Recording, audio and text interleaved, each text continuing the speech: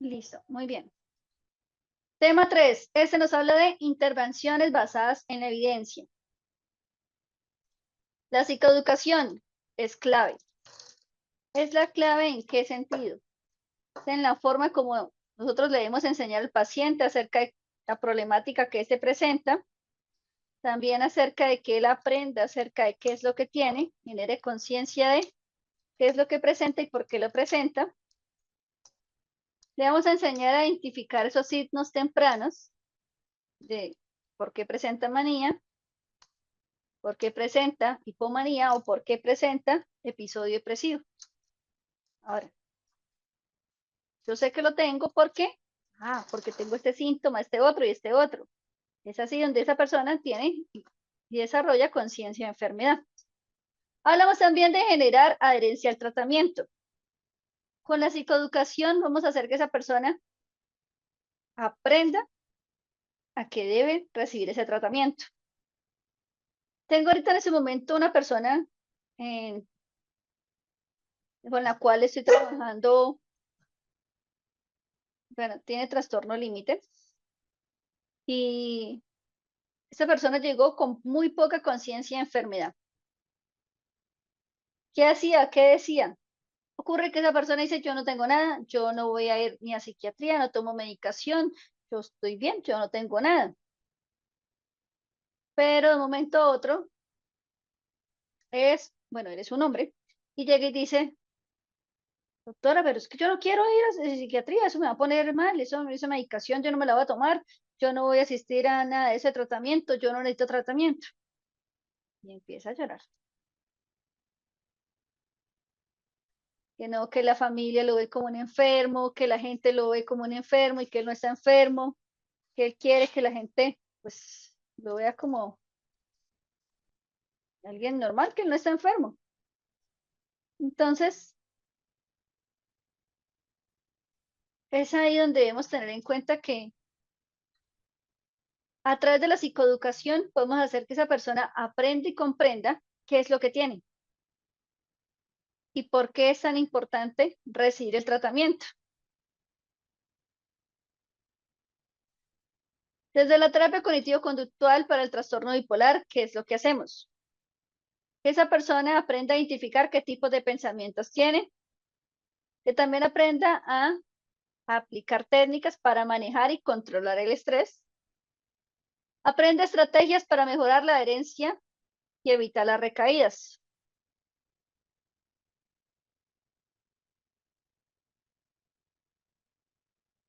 Hoy en el grupo de apoyo estamos trabajando el tema de desregulación emocional, un tema clave que todos deberíamos aprender a tenerlo presente.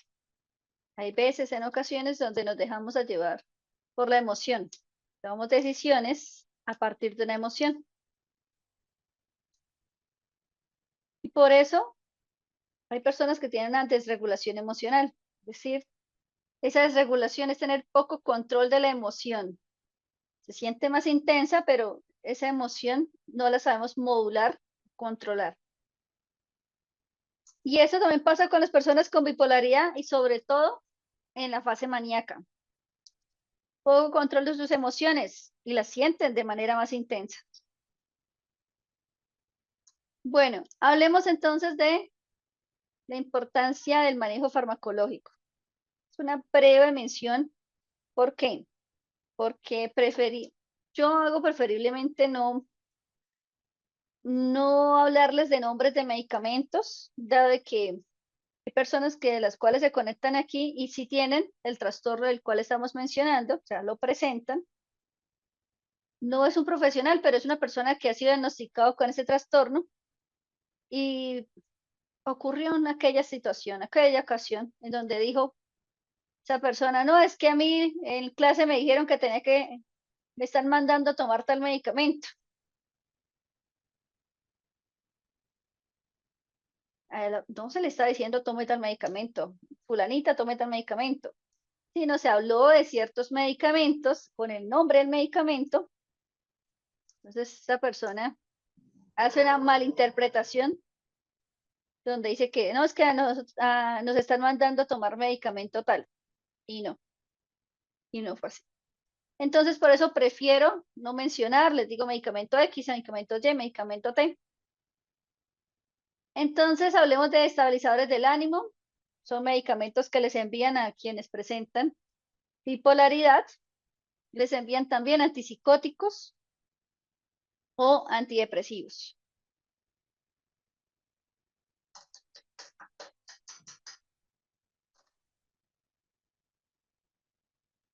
Bueno, la intervención familiar. ¿La intervención familiar es pertinente? Sí, porque es necesario que la familia sea un apoyo para ellos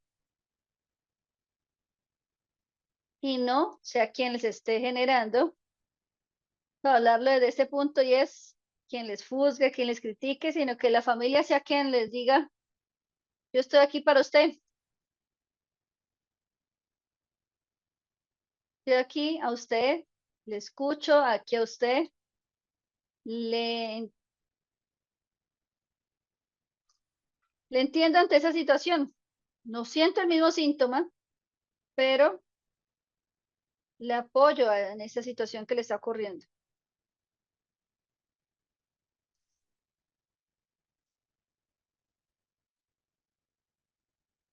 Ahora, nos vamos para módulo 8. Terminamos módulo 7, vamos para módulo 8. Bueno, este módulo nos trae TED, TOC y esquizofrenia. Nos trae exactamente 3 trastornos, o 3 grupos de trastornos en un mismo módulo. Recuerden que mañana tenemos clase en la mañana. Mañana viene siendo nuestro último encuentro de este proceso formativo. Espero haberles aportado a ustedes en este proceso formativo con cada uno de estos aprendizajes, clase tras clase. Y mañana ya llegamos a la recta final. Y bueno, vamos hoy a trabajar estos. Dentro de lo programado para esto, que es hoy, trabajar 8 y parte del 9, empezar el 9. Mañana estaremos trabajando 9 y 10.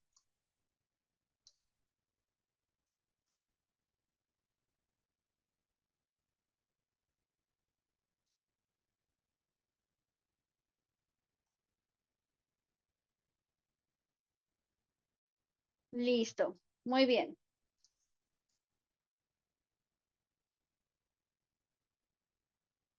Vamos a hablar de 3 trastornos y en estos últimos módulos vamos a conocer acerca de trastornos que hacen parte, que vamos a encontrarlos también como dentro de estos módulos, varios en un mismo grupo.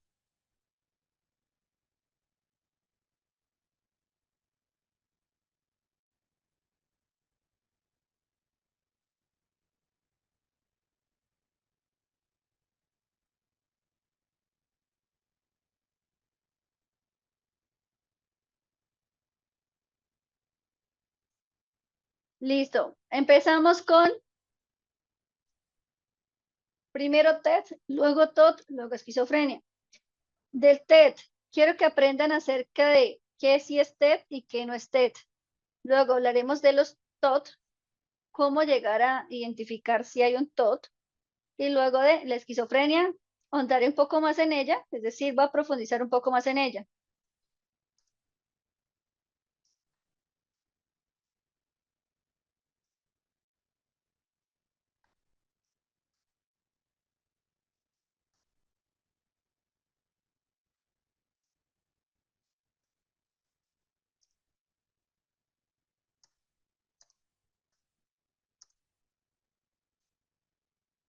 Bueno,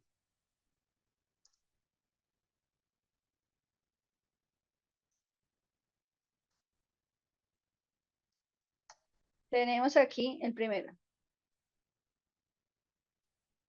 Trastorno de estrés postrauma. ¿Qué es el TED? Bueno, este trastorno, si bien cuando estamos hablando del TED, muchos llegan a confundirlo o a hacer un mal diagnóstico, porque TED no es lo mismo que estrés agudo. Ahora, ¿saben ustedes qué es el estrés agudo?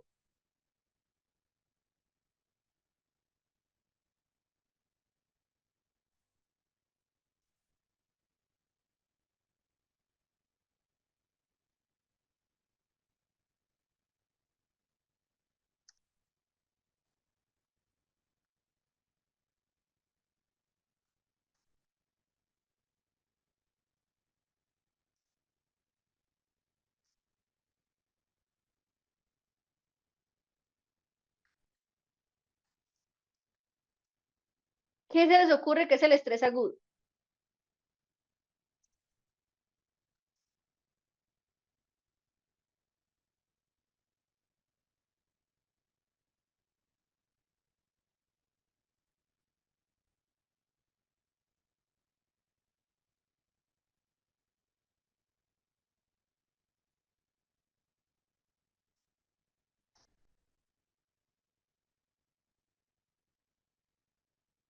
Listo.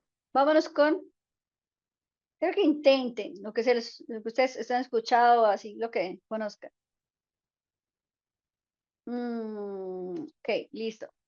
Bien, lo intentaste. Eso es lo importante.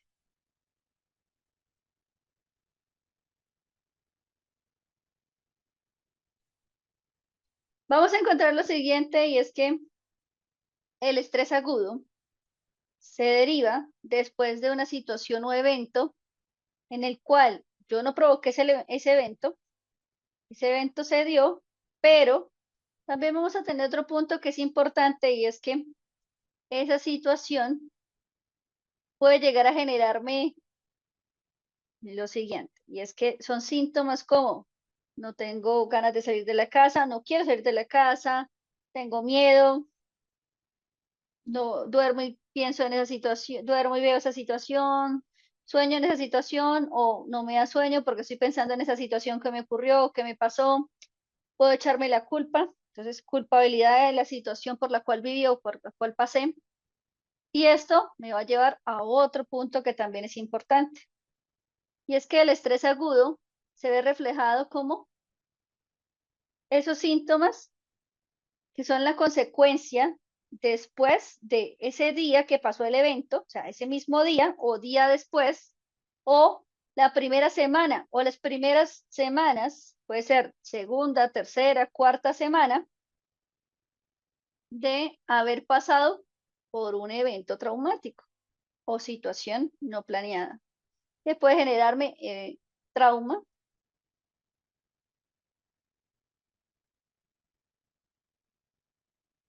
Ahora, ¿cuál sería la diferencia entre estrés agudo y trastorno de estrés postrauma?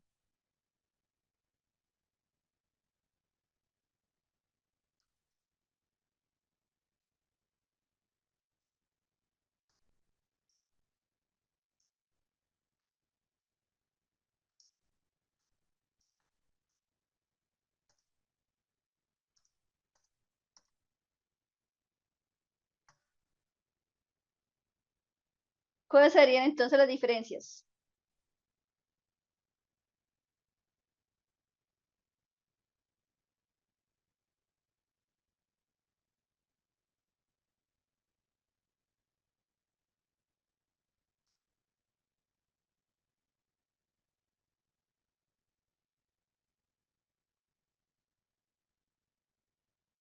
Entonces vamos a encontrar que para poder generar un diagnóstico en estrés postrauma, este se da después de los 3 meses de haber ocurrido el evento o situación que haya generado un trauma.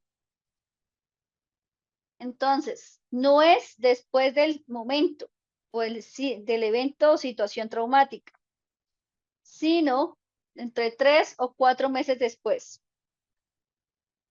Ya, 3 o 4 meses después del evento. Ahora, el estrés agudo es lo primero podemos decir que son las consecuencias. Aquí vamos a hablar de dos términos que son importantes y se los va a hablar tanto entre lo clínico y lo forense. Y es que hay dos términos que debemos aprender y es consecuencia y secuela. La consecuencia psicológica es lo que se muestra, puede ser a la semana, al mes, a los 2 meses, a los 6 meses, a los 8 meses, 10 meses, 12 meses, al año, de haber ocurrido, haber pasado el evento traumático, que son cambios conductuales, emocionales, físicos, cognitivos, a consecuencia, bueno, de haber pasado por ese evento o situación traumática. A eso se le denomina consecuencias.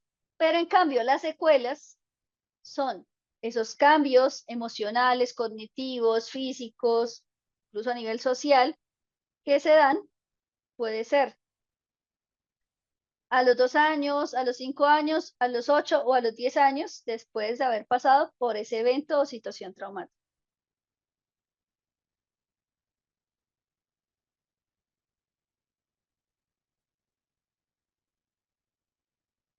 Entonces, ¿es lo mismo? No.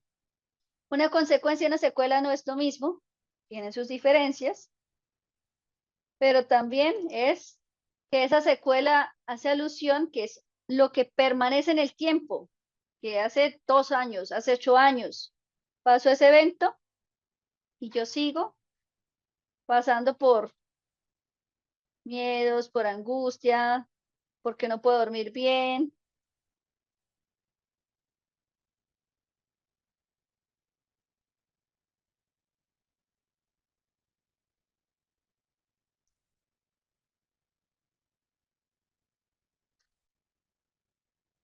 Claro, entonces la diferencia entre consecuencia y secuela.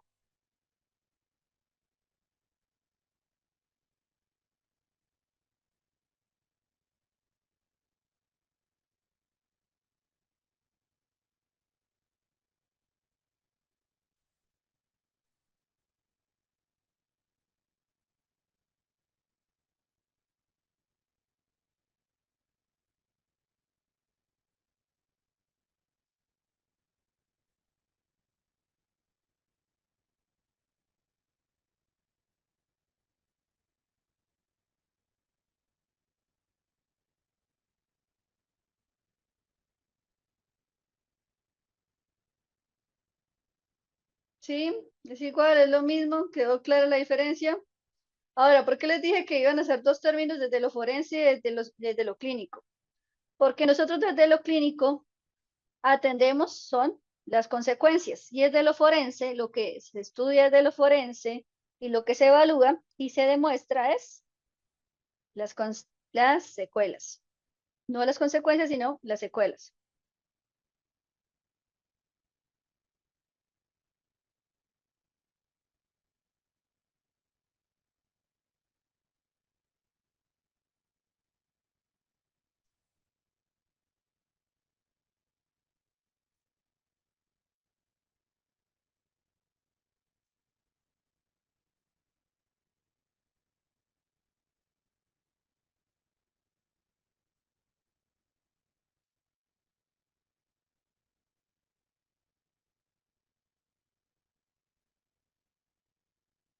Mm, bueno, no exactamente a todo el mundo se le va a mostrar a la semana una consecuencia. Hay personas que muestran la consecuencia al mes. Puede ser. Hay otras personas que la muestran a 2 días después del evento. Quiere decir que no para todos siempre los van a mostrar al mismo tiempo.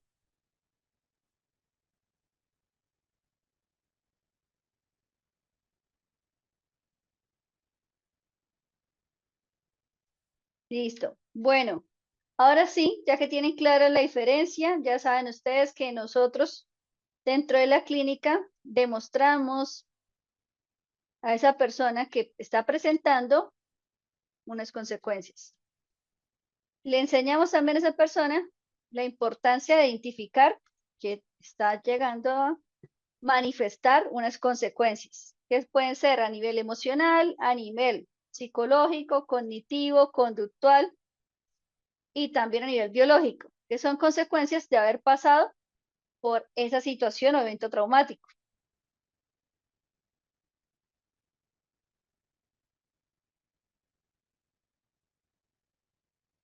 Listo. Entonces, vamos a centrarnos en el estrés postrauma. El estrés postrauma se dice entonces que este se ve de la siguiente manera. Se desarrolla después de haber pasado a la persona por un evento o situación traumática, en la cual pudo estar amenazada su vida de manera real, o también se puede decir que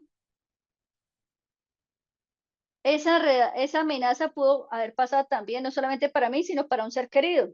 Si yo voy con mi hijo y nos van a tratar de robar, bueno, nos intentaron robar, nos amenazaron a los dos y todo el tiempo amenazándonos con un arma, nos asustamos. ¿Qué queríamos? Que no nos pase nada malo. Yo no quiero que le pase nada malo a él. Y pues entrego las cosas, pero con el miedo a que algo malo le sucediera. Entonces, ¿qué nos dice el DSM en cuestión de qué es exactamente el estrés postrauma? Si bien les decía que este puede generarse, y entre los criterios nos dice, se puede generar el estrés postrauma o TED de que yo hubiera pasado por una situación como víctima directa, o que una persona que me contó que pasó por una situación, eso también puede generar trauma. O la situación no me pasó a mí, pero yo vi que le pasó eso a esa persona. Entonces, esto hablamos de que el trauma no solo es porque me pase de manera directa,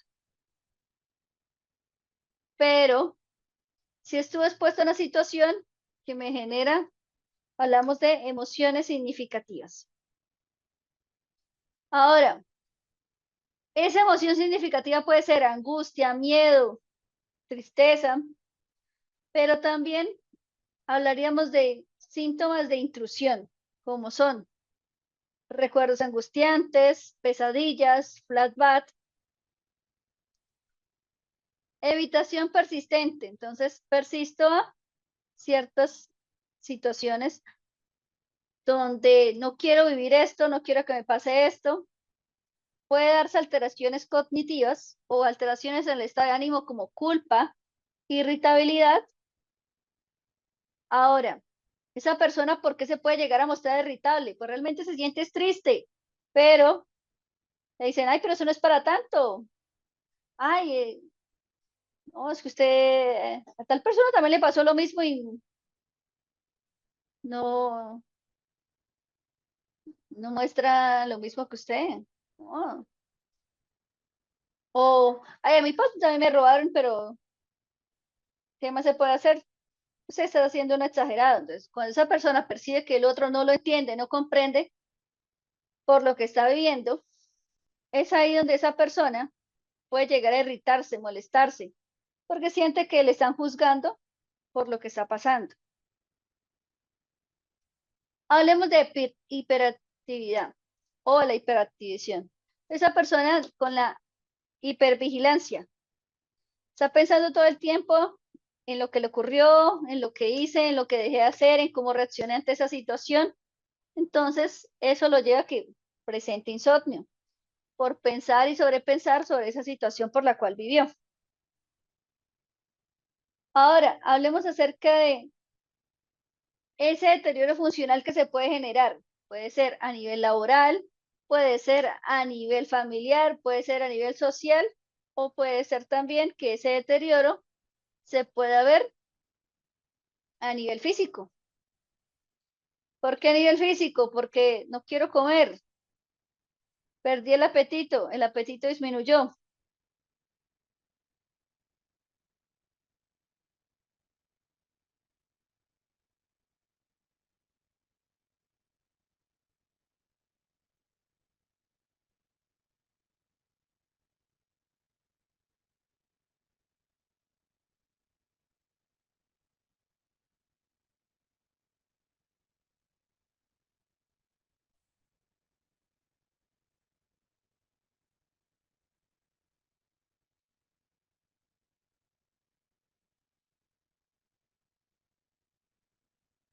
Bueno, ahora hablemos de las comorbilidades que puede presentar una persona con estrés postrauma. Es típico que esa persona puede llegar a presentar ansiedad, depresión mayor o consumo de sustancias psicoactivas. Ahora, cuando hablamos de consumo de sustancias, puede ser una sustancia como alcohol, cigarrillo o incluso también puede llegar esa persona a ser dependiente o volverse adicto a sustancias como pueden ser los medicamentos. Entonces vamos a encontrar que medicamentos para dormir. El medicamento para dormir es un medicamento que puede generar adicción.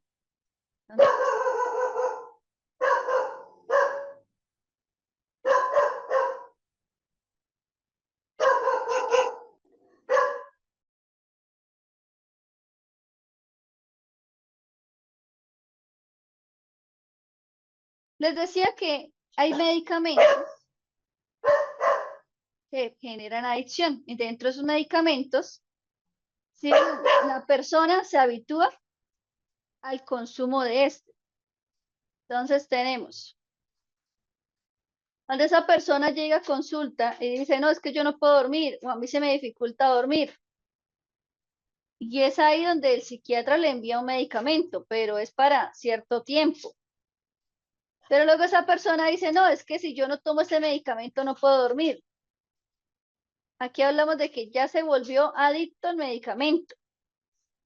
Entonces sí, también existe adicción a medicamentos y sobre todo para quienes han presentado TED. Bueno, ¿saben ustedes cómo se evalúa el trastorno de estrés postrauma o a través de qué instrumento?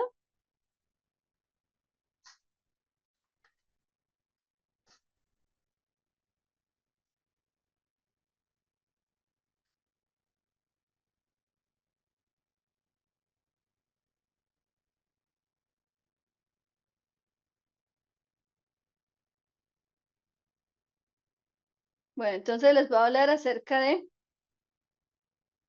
el CIT.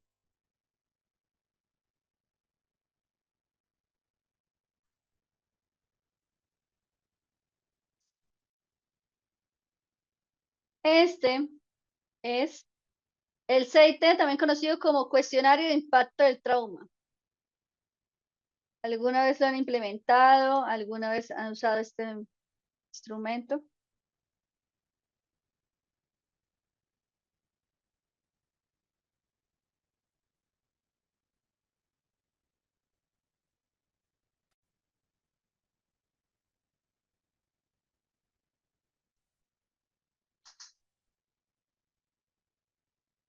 Bueno.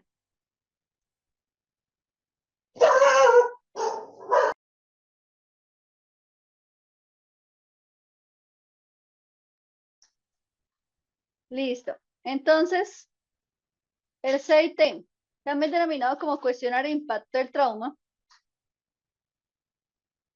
¿para qué sirve? Bueno, este es el manual, ustedes ya lo, por aquí yo ya se los compartí. Ahora, ficha técnica. Recuerden que les enseñé que la ficha técnica es nuestro apoyo, no es nuestra enemiga, sino todo lo contrario, bueno, sino un apoyo para conocer realmente qué es lo que le sucedió a esa persona respecto a, bueno, si mi paciente tiene 40 años y tiene síntomas asociados a la depresión, voy a aplicarle este instrumento porque sé que podría ser útil para confirmar los síntomas de los cuales voy a evaluarle.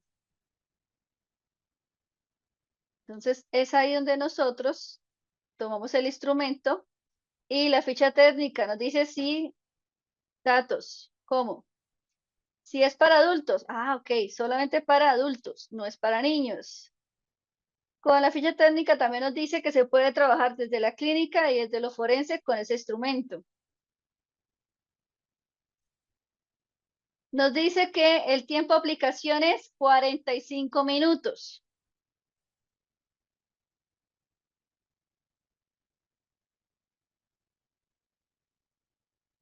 Ahora, ¿para qué utilizamos el CIT?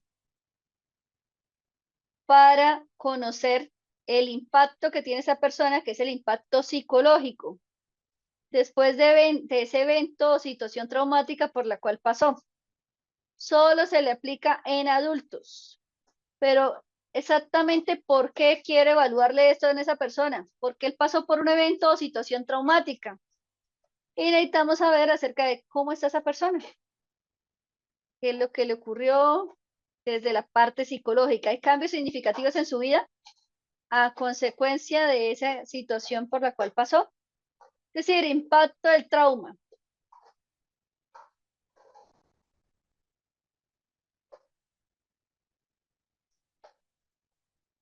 Bueno, aquí se los voy a mostrar, a ver si lo tengo con un chico que se le apliqué hace poco. Bueno, es que esta sí lo tengo, me tocó fue por pin de aplicación. Espérame, ya se las muestro por acá. Listo. Bueno, hombre de 35 años, se le apliqué perfil del CIT, es decir, bueno, compré el pin de aplicación, a esa persona se le asigna un perfil, con ese perfil es con los siglos de, con las iniciales de su nombre y datos como números, ya se le asigna el perfil y se le envía a él cómo ingresar. Entonces, ingrese a este correo, ingrese con el correo, este es el link para que ingrese al portal y luego de esto, esa persona ingresa y resuelve el cuestionario. Cuando él termina, nos llega un mensaje. Ya su evaluado ha terminado el ya ha resuelto el cuestionario. Y luego de esto, nosotros nos llega esto que es el perfil. ¿Qué quiere decir? Entonces tenemos. Nos dice que este cuestionario, como tal, ese es el nombre. Lo de cuestionario porque, mire, se llama cuestionario impacto del trauma. O el CIT, que es lo que evalúa. Bueno, el acontecimiento ya ocurrió, ya pasó. No estamos evaluando el acontecimiento como tal, estamos evaluando el impacto psicológico que ha dejado en la persona ese acontecimiento por el cual pasó. Entonces, encontramos. Nos dice, en lista de posibles situaciones difíciles o estresantes, la persona evaluada informa que ha habido las siguientes. Entonces, al inicio del cuestionario, hay lista de situaciones y esa persona tiene que elegir por cuáles ha pasado. Cuando se le pregunta por cuál de las situaciones que más le molesta o le causa malestar en la actualidad, se describe de la siguiente manera. Ahí la persona da también la respuesta de manera abierta. Cuando se le pide a la persona que valore la gravedad de la situación o acontecimiento, pues ahí la persona también dice qué es lo que le parece esa situación, cuál es la situación y las consecuencias que ésta le genera. También el cuestionario le pregunta de manera de preguntas abiertas. Si el acontecimiento ocurrió una sola vez o ha ocurrido más de una vez. Listo, aquí está.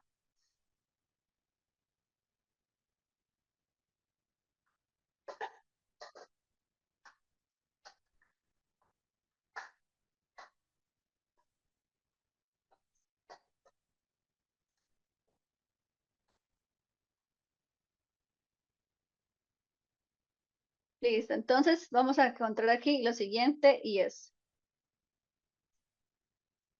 ¿Cuántas escalas tiene? Tiene escala de omisión, de inconsistencia y distorsión negativa. Evalúa el estrés postrauma, ¿sí? Entonces, el estrés postrauma total, evalúa la intrusión, evalúa la evitación, evalúa la presencia de alteraciones cognitivas y estado de ánimo, Evalúa la alteración y activación y la reactividad, la disociación y la centralidad del acontecimiento. En cuestión de síntomas, estos son síntomas asociados a el estrés postrauma. Conocer cómo están esos síntomas. Entonces, como en la persona, en este caso, el evento fue hace 2 años, estamos evaluando qué secuelas generó ese evento o situación traumática. Entonces tenemos problemas somáticos, alteraciones del sueño, ansiedad, desregulación emocional, dependencia emocional, rumiación, depresión, desconexión, presión social, malestar sexual y alteraciones de conducta alimentaria. Estos son los síntomas típicos del TED.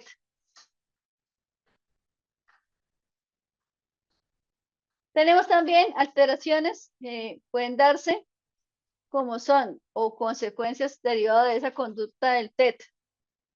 Abuso de sustancias, conductas de riesgo, autolesiones, ideación suicida e ira.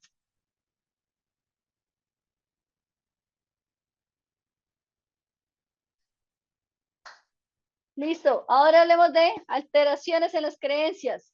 Esto es cómo percibo a otros, cómo percibo que otros perciben cosas negativas de mí. Entonces, ya el suceso ocurrió, ya el suceso pasó. Entonces, yo creo que otras personas creen cosas negativas de mí. O yo creo que para mí ya no hay futuro, no tengo esperanza debido a la situación por la cual pasé. O también creencias negativas sobre uno mismo. O hablemos de creencias de culpa. Hablemos también del autosabotaje.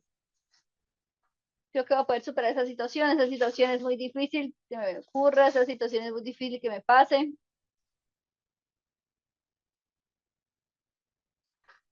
Deterioro en el funcionamiento. Eso nos lleva a lo siguiente y es que se afecta debido a un estrés postrauma el funcionamiento normal o funcionalidad en diferentes áreas.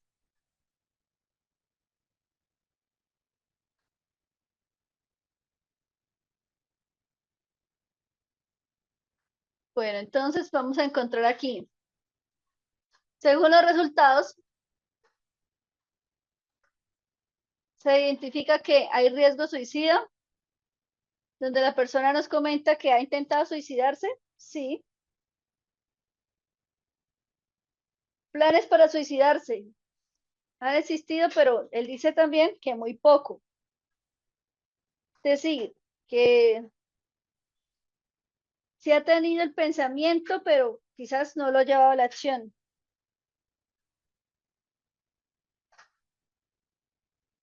También nos habla de creencias negativas, es decir, se siente culpable sobre la relación que tuvo él con el acontecimiento, es decir, yo fui quien provocó la situación, esa situación fue debido a lo que no hice, lo que no debía hacer,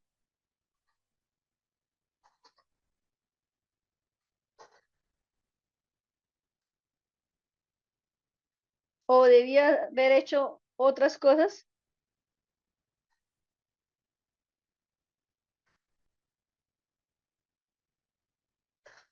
que quizás estaban bien hacerlas, pero dejé de hacerlas y por eso sigo viviendo o sintiéndome como me siento en el momento.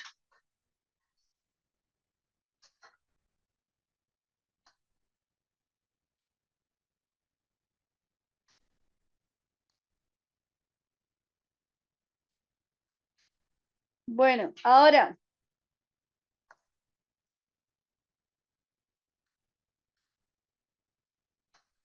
ese instrumento nos habla también de otros puntos que se tienen punto alto, o sea, entre 80 hacia arriba. Nos habla de intrusión, evitación, alteraciones cognitivas y el estado de ánimo.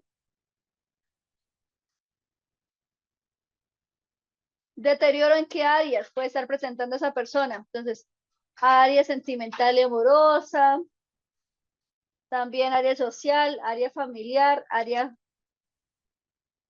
laboral. Y ese es el cuestionario de impacto.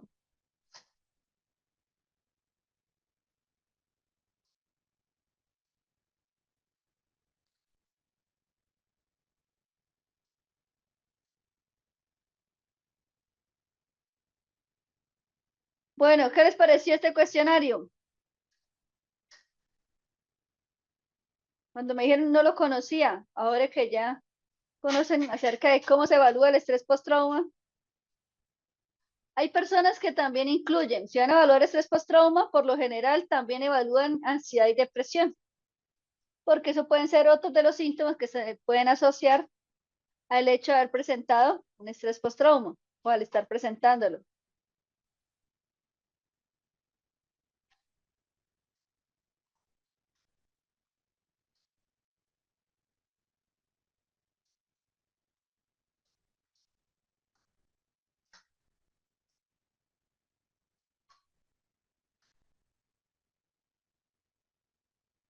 Listo, perfecto. ¿Por acá les pareció? Completo, ¿están de acuerdo? Preguntas sobre ese. Sí, yo les voy a compartir el manual para que lo tengan dentro del... Miren que, ¿qué les recomiendo los manuales? Los manuales son nuestros amigos, los manuales no son nuestros enemigos. Al momento de aplicar una prueba, nos debemos apoyar del manual, porque el manual nos ayuda a entender tiempo, nos ayuda a entender acerca de también el uso correcto de la prueba, o la interpretación de esos resultados. Entonces, el manual no es nuestro enemigo.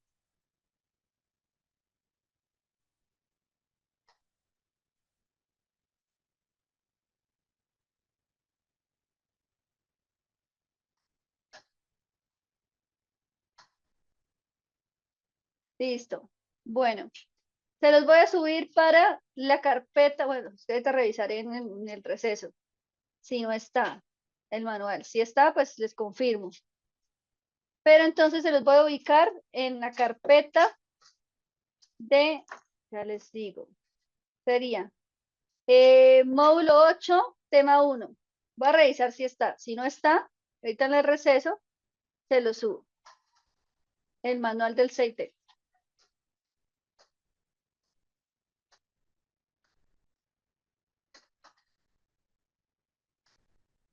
Dice, ya lo tengo para...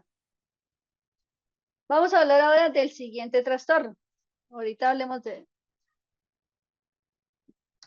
Recuerden que estamos con 3 grupos. Este es el TOT. Vamos a hablar del TOT. ¿Qué es el TOT? Bueno, el trastorno obsesivo compulsivo. ¿Qué nos trae el TOT?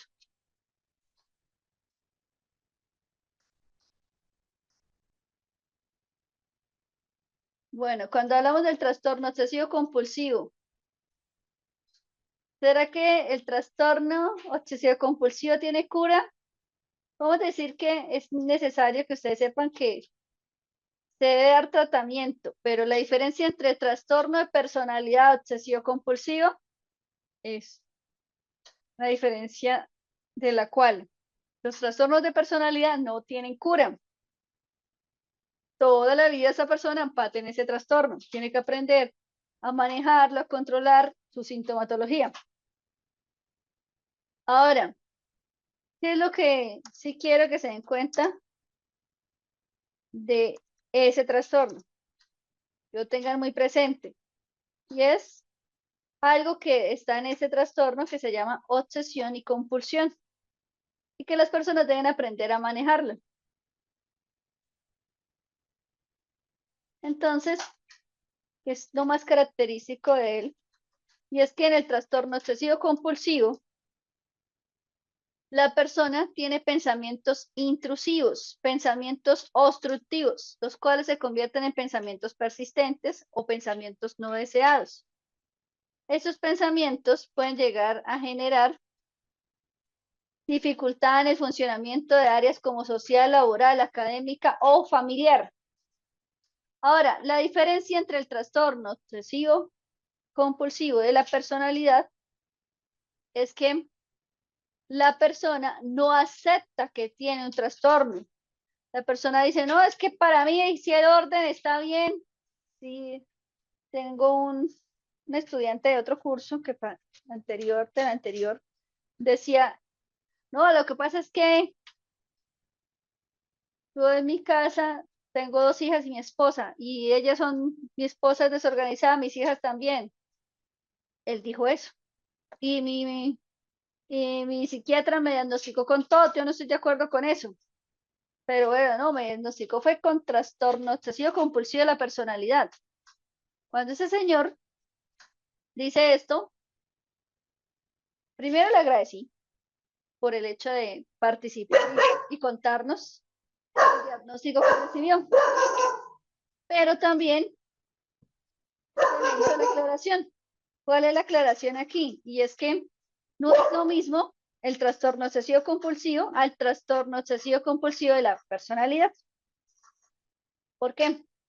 Porque es que la persona, lo que él tiene su diagnóstico, miren que él demuestra la característica más común, y es que la persona dice, yo no tengo nada, yo estoy bien, eso es pura mentira lo que dicen que yo tengo. Yo no tengo nada de eso. Y es que en este, que es de la personalidad, además de que no tiene cura, pero sí necesita tratamiento, es que interfiere en su funcionalidad, sí, pero la persona le es difícil aceptar que necesita ese tratamiento. Pero también esa persona niega que lo tiene. Esa persona, no, yo no tengo eso, no me pasa nada, yo estoy bien. Entonces esa persona justifica sus conductas. Y eso es característico en el de la personalidad. En cambio, en el obsesivo compulsivo, vamos a encontrar que uno puede ser obsesivo, que son las obsesiones, ¿debido a qué? A pensamientos que son intrusivos, persistentes, no deseados, que pueden ser, quiero tener todo ordenado. Todos mis libros deben estar desde el más pequeño al más grande, o quiero ordenar mis libros de la A a la Z. Ahora, no, yo quiero que todo mi escritorio esté ordenado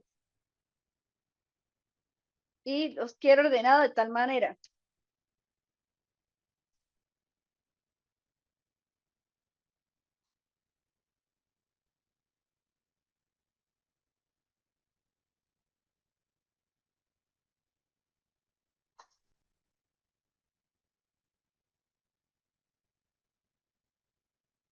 Listo, muy bien.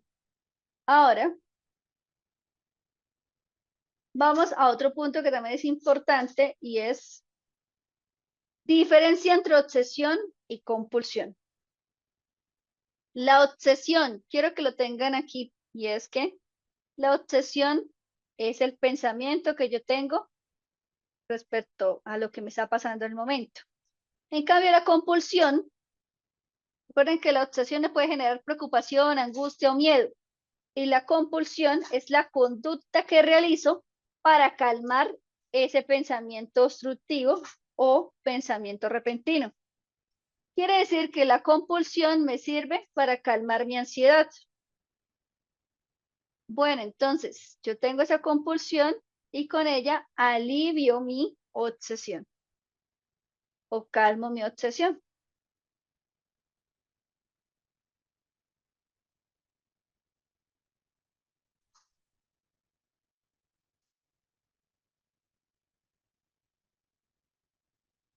Listo. Entonces, ¿qué nos dice el DSM-5? Muy atentos a lo que nos plantea porque nos vamos para un ejercicio práctico. Entonces, nos habla de obsesión y compulsión. Estas nos pueden llegar a generar tiempo, un uso del tiempo, realizando la conducta que viene siendo la compulsión.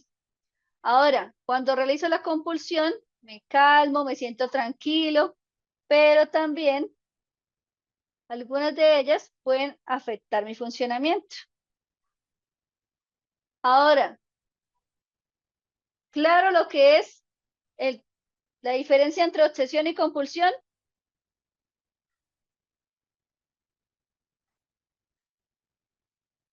¿Cuáles son los síntomas más comunes? Bueno, la persona que va caminando por la calle y no pisa las líneas.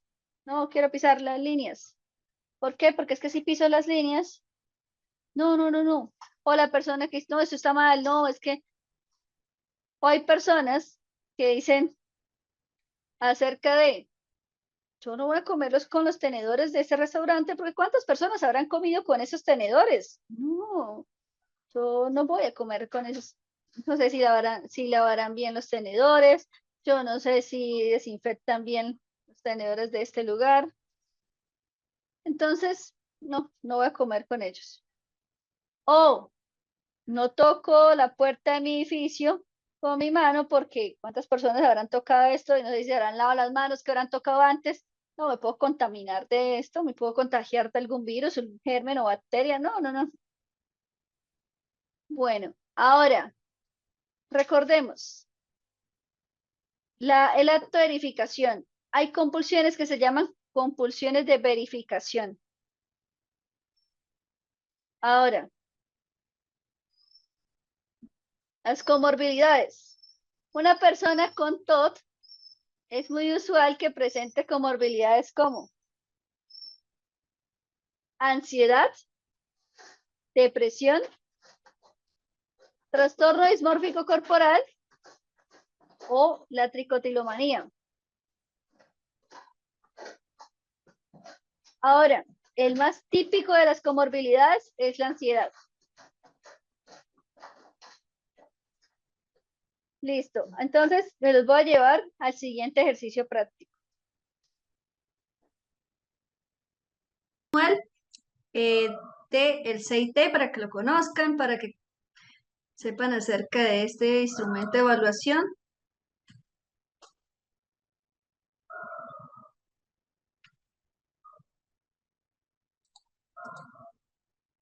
Listo, nos vamos con el siguiente trastorno. Este es la esquizofrenia. Vamos a conocer de un trastorno muy interesante que se denomina trastorno grave. Si se habla de trastorno grave, ¿a qué hace referencia? A ver, ¿quién me cuenta cuando se habla de trastorno grave?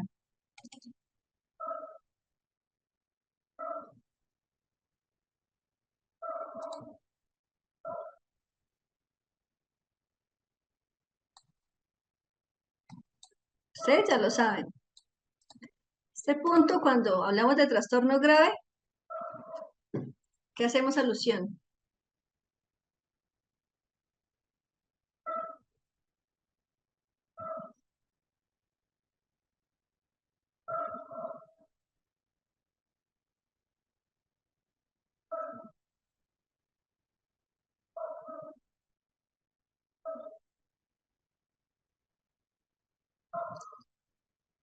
Recuerden que yo ayer les enseñé cuando en el SM nos dice trastorno grave o trastorno crónico es una enfermedad mental. Ayer hablamos de estos.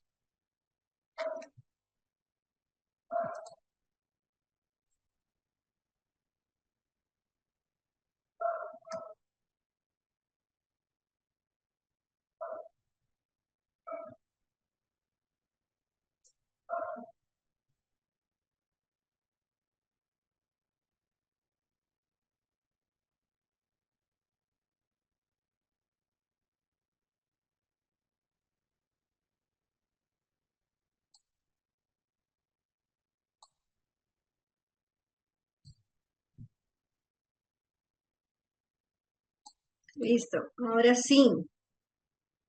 Ellos de un día para otro ya se les olvidó.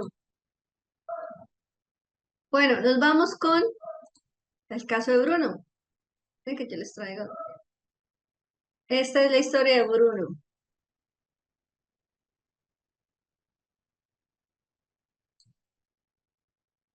Creo que sale. Ya, ahora sí ya sale. Muy atentos a la historia de Bruno. La enfermedad mental es una enfermedad crónica que tiene sus peculiaridades, como cualquier otra. Sin embargo, hay una diferencia importante con respecto a las demás. Socialmente está muy estigmatizada. Por eso es importante conocerla, porque solo así podremos ayudar tanto a las personas que la padecen como a sus familiares. Bueno, espera un momentito que sale. Este está más largo y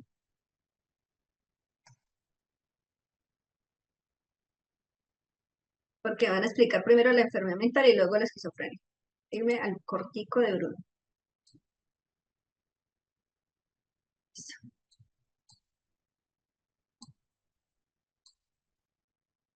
Es que en esa página al paciente le llaman Bruno. Listo. A la historia de Bruno. Un paciente ejemplo.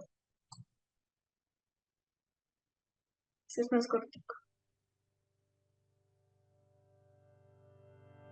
Bruno es un chico de 27 años que hace un año tuvo un brote psicótico y un ingreso hospitalario, diagnosticado después de esquizofrenia. Con el fin de que aprendiera a comprender su enfermedad, los especialistas le derivaron al hospital de día. Así, con el tratamiento y la terapia, tomó conciencia de que su enfermedad es una enfermedad crónica, como cualquier otra, y necesitará un tratamiento de por vida. Actualmente, está siguiendo las indicaciones del psiquiatra y un tratamiento farmacológico que le ayuda a estar compensado y que no debe abandonar en ningún caso para evitar una posible recaída. Bruno ha entendido que esta enfermedad no es el fin y que puede seguir realizando las actividades que hacía antes del brote. También es muy importante el apoyo psicosocial que se puede encontrar en centros especializados, tanto para Bruno como para su familia. De hecho, la familia de Bruno acude a la Fundación ASAM Familia, un centro especializado. Allí participan en los grupos de autoayuda para familiares y les enseñan a comprender la enfermedad de Bruno, a mejorar la convivencia diaria y a no sentirse solos. En ASAM, Bruno ha conocido nuevos amigos con los que poder compartir su experiencia y participa en muchas actividades, como por ejemplo clases de cocina, informática y gimnasia, o su favorita, trabajo en el huerto. Ahora que su enfermedad está compensada, cree que es el momento de volver a trabajar. El psiquiatra está de acuerdo y le respalda. Además, Bruno cuenta con el apoyo de su familia, tan importante para él. Pero a Bruno le preocupa que su enfermedad le pueda impedir hacer bien su trabajo y busca información en el programa de orientación para la inserción laboral de ASAM, donde le indican que si él quiere, podrá volver a trabajar, como lo hacen los otros compañeros. Siempre hay empresas que ofrecen mucha colaboración y facilidades para contratar a personas con alguna discapacidad. Empresas dispuestas a diseñar apoyos específicos para cada necesidad. Después de varios meses de búsqueda y esfuerzo y varias entrevistas, por fin Bruno ha encontrado un puesto de trabajo en una empresa que ha comprendido la realidad de su discapacidad y le ofrece un puesto adaptado a sus necesidades. Ahora toca mantener el empleo.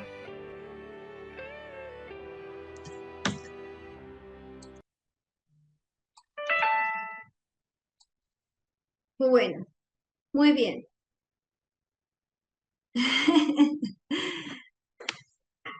Ay, bueno, yo les traigo a Juan y el canal de los videos les trae a Bruno. Bueno, porque quise que iniciáramos hablando de la esquizofrenia con este caso de Bruno y la reinserción laboral. Lo que pasa es que la esquizofrenia es una de las enfermedades mentales que más genera disfuncionamiento, tanto en lo laboral, en lo social, en lo académico. Una persona con bipolaridad puede ser más funcional que una persona con esquizofrenia. Entonces afecta la disfuncionalidad.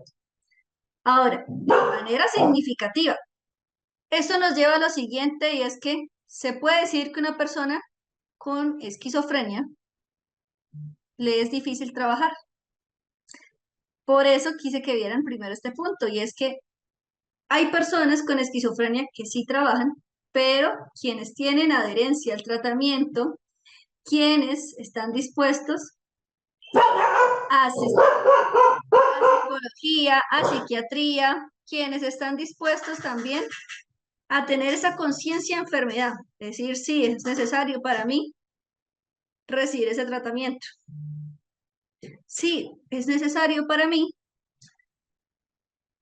tomarme la medicación porque me controla el síntoma y hace que yo pueda ser funcional. Cuando esto sucede, ¿qué va a pasar?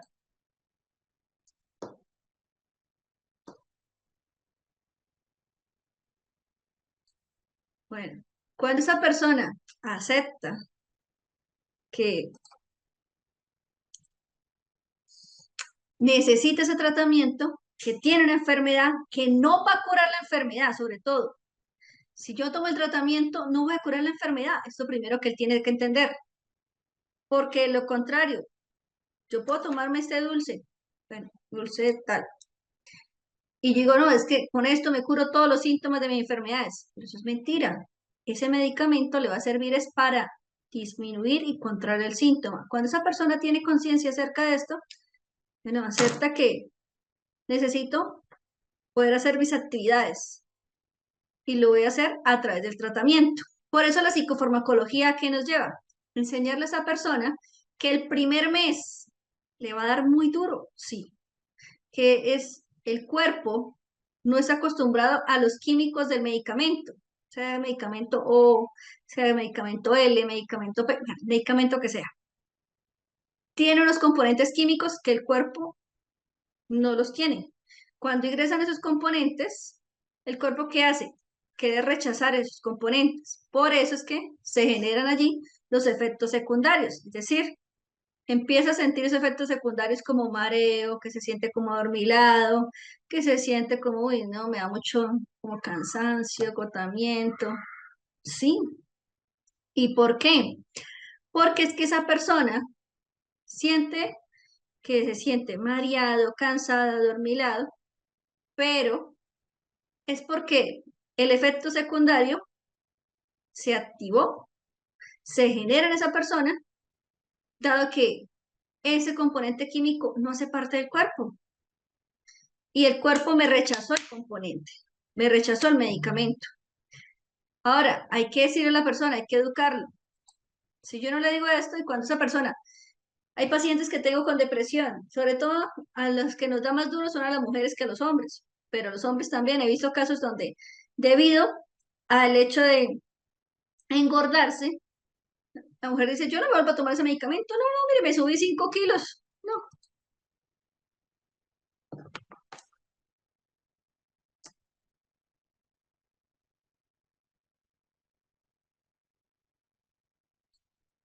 Ahora, vamos a avanzar entonces con la esquizofrenia. Quiero que aprendamos acerca de ella. He realizado tanto una investigación conjunto a una colega y también realizamos un artículo sobre la esquizofrenia. Es un trastorno crónico, es decir, es una enfermedad mental, es una enfermedad de la cual el síntoma no se cura y esta puede generar alteraciones en la realidad. Quien presenta esquizofrenia es una persona de la cual sus síntomas pueden llegar a causarle deterioro cognitivo, disfunción desde la parte de manejo de sus emociones y alteraciones en lo social, alteraciones también en lo motriz y puede generar afectación en otros procesos cognitivos como lenguaje, memoria, atención y vamos a encontrar que el pensamiento también se altera. Es decir, no un solo proceso cognitivo, sino varios procesos. Bueno, ¿qué nos dice el DSM-5 para generar diagnóstico? Listo. Encontramos lo siguiente y es que existen 5 síntomas, pero hay 3 principales. Entonces tenemos delirios, alucinaciones, discurso desorganizado, comportamiento desorganizado o catatónico y síntomas negativos como es la bulia, la logia y el aplanamiento afectivo. Entonces, de estos 5 síntomas, los 3 principales son delirios, alucinaciones y discurso desorganizado. Para usted generar el diagnóstico de que esa persona presenta esquizofrenia, esa persona durante mínimo 6 meses consecutivos tuvo que haber presentado los 5 síntomas. Pero el DSM-5 a diferencia del 4 y el 3, nos dice, de esos 5 síntomas, tenemos 3 principales. Y durante un mes, la mayor parte del tiempo, todo el tiempo de ese mes, de esos 3 síntomas, tuvieron que haber estado presentes al menos 2 que hayan afectado de manera significativa esos síntomas durante un mes, lo cual esa persona se haya visto afectada su calidad de vida, por tanto ahí se podría generar un diagnóstico. Ahora, vamos a hablar entonces de cómo se afectan diferentes procesos cognitivos o procesos, como también son las áreas de vida de esa persona, debido a la sintomatología. Pero antes de eso, quiero llevarlos a otro punto que también es importante. Y es, ¿saben ustedes desde hace cuánto, o desde qué momento inicia en una persona la esquizofrenia?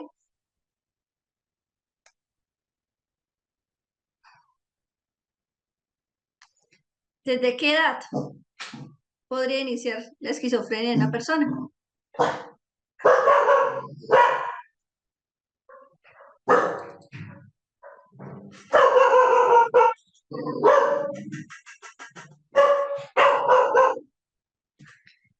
¿Desde qué edad? Desde los 10, 12, 15, 20 años, desde los 4.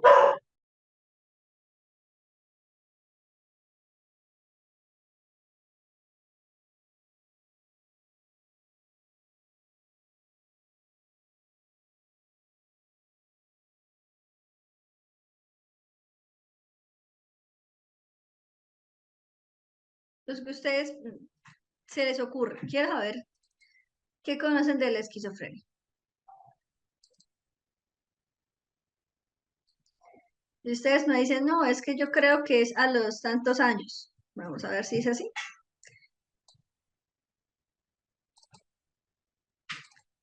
Igual como cuando vimos la bipolaridad. Entonces, debemos tener en cuenta desde qué edad puede presentarse. Y esto nos trae lo siguiente, y es que la esquizofrenia puede llegar a darse desde, según, bueno, para el 2017 teníamos unos datos. Para el 2021 nos arroja nuevos datos y para el finales del 2022 hay nuevos datos. Entonces, en el 2017 nos decía, inicia finalizando la adolescencia. Para esa época se los digo porque hicimos una recopilación de información, también estuvimos trabajando en una investigación y nos decían finalizando la adolescencia, empezando la adultez joven. Entonces empezamos con 16, 18, 19 años. Tuvimos población de ese tipo. Ahora, también tuvimos población entre 21, 22, 23 años, que fue nuestra población a evaluar. Porque para esa época teníamos, que nos decían las diferentes investigaciones, finalizando la adolescencia, empezando la adultez joven. Pero nos dieron otras, o sea, en este momento, para el 2021, arrojó otras investigaciones, otros autores decían que hay datos que se dicen que hay personas de edades inferiores a la adolescencia que han mostrado síntomas relacionados con la esquizofrenia. Entonces, ¿la esquizofrenia puede dar en edad inferior? Sí. Sí. Ahora, no es tan común, pero sí se puede dar. Entonces, para el 2021 se dice que finalizando la pubertad y empezando lo que es la preadolescencia, han existido casos que se ha generado diagnóstico y tratamiento de esta sintomatología. Ahora bien, para el 2022, 23, entre 22 y 23 se han generado investigaciones donde se dice lo siguiente, y es que la edad de inicio se espera, o sea, se amplió el rango. Se espera que sea finalizando la niñez, empezando pubertad, preadolescencia, hasta la adultez joven. Miren, el rango se amplió bastante. Recordemos que este es un trastorno grave, por tanto, a este se le denomina espectro de la esquizofrenia. ¿Por qué se le dice espectro? Porque la palabra espectro se usa en el DSM para hacer alusión a la combinación heterogénea de síntomas. ¿Qué quiere decir esto? Que la persona no presenta un único síntoma, sino que presenta varios o muchos síntomas en un mismo trastorno.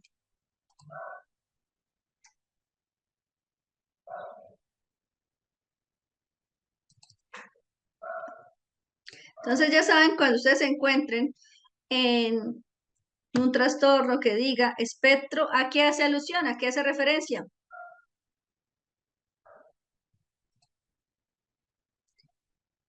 ¿Quién nos dice? ¿A qué hace referencia la palabra espectro?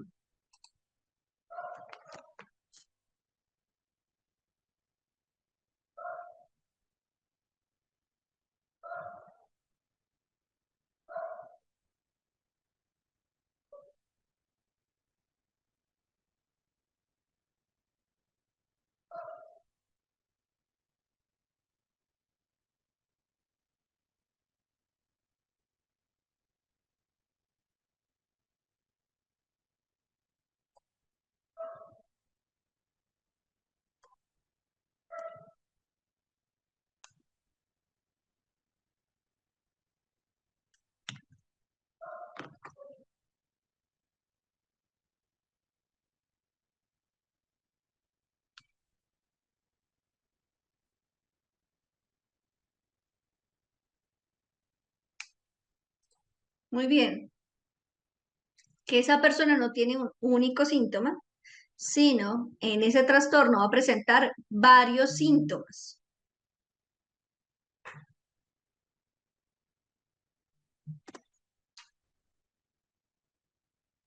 Listo. Ahora,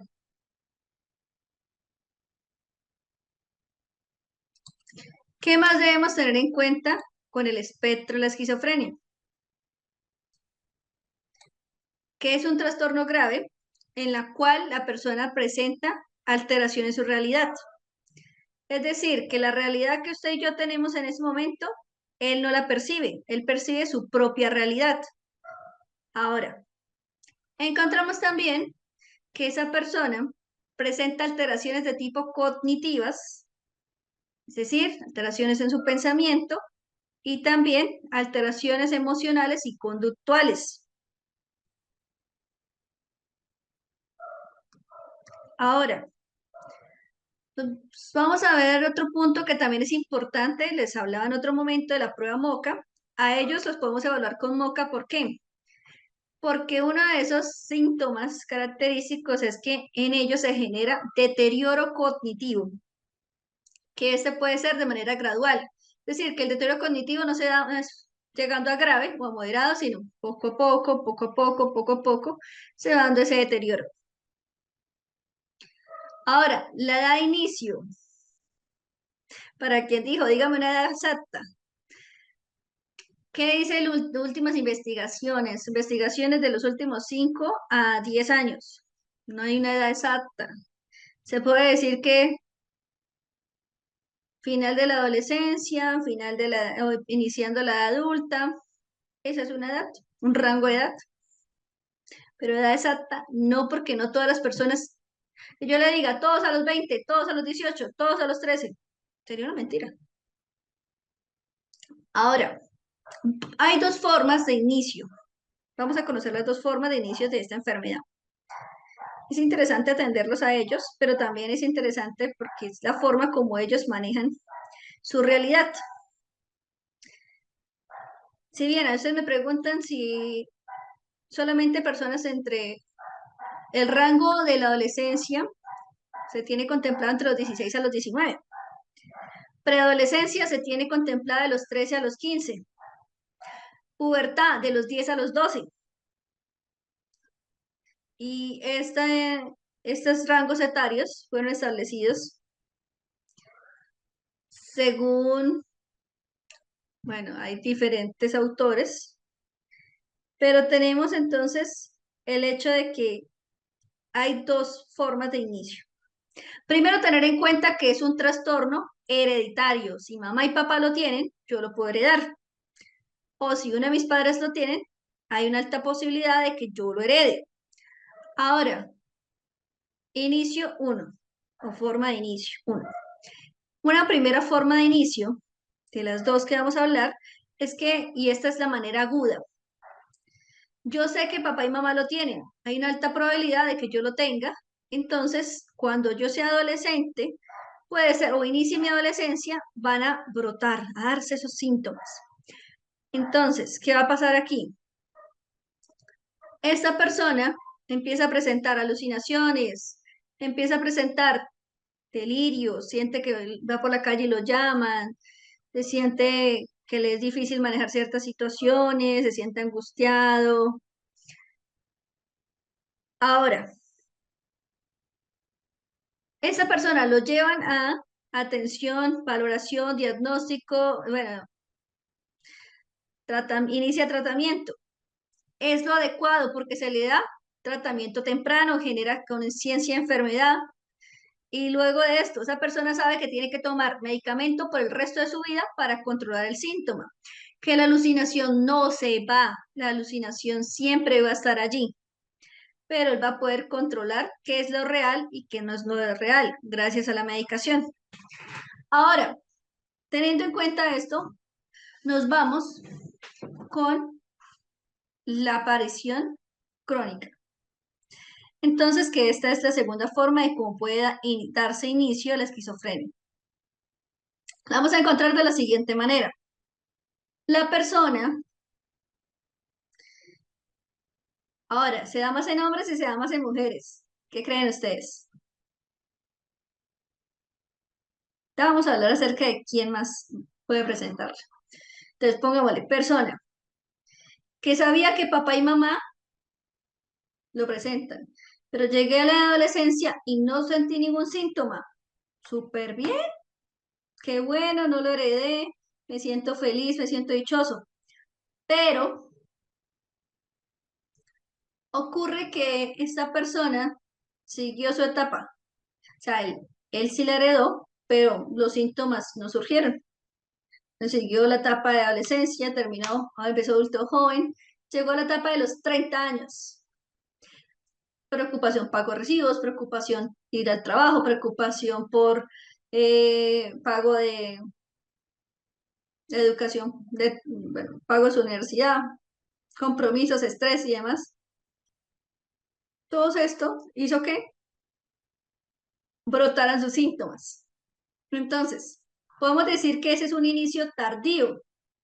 Él sí tenía el trastorno, pero el estrés de todos estos ámbitos que hablamos surgió esos síntomas.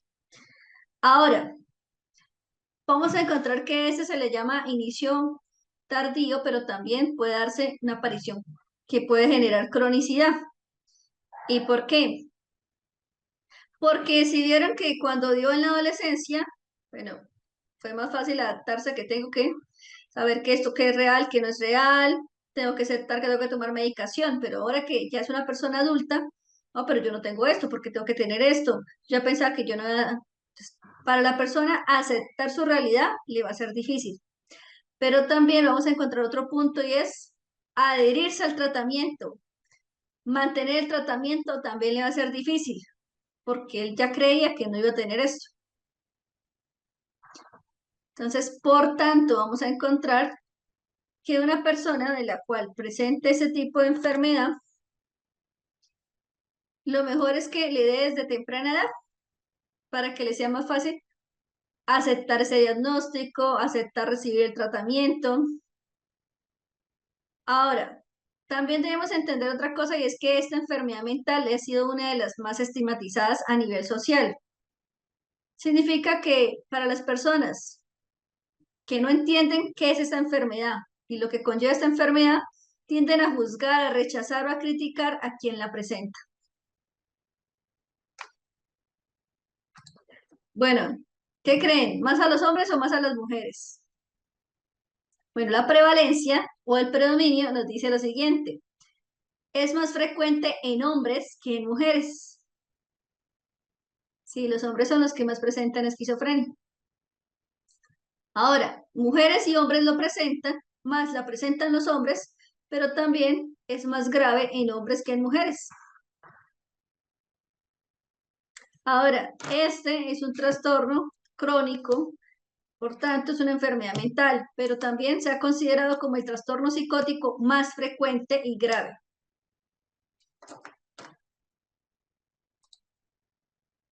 Bueno, hablemos del factor genético. ¿Qué nos dice el factor genético?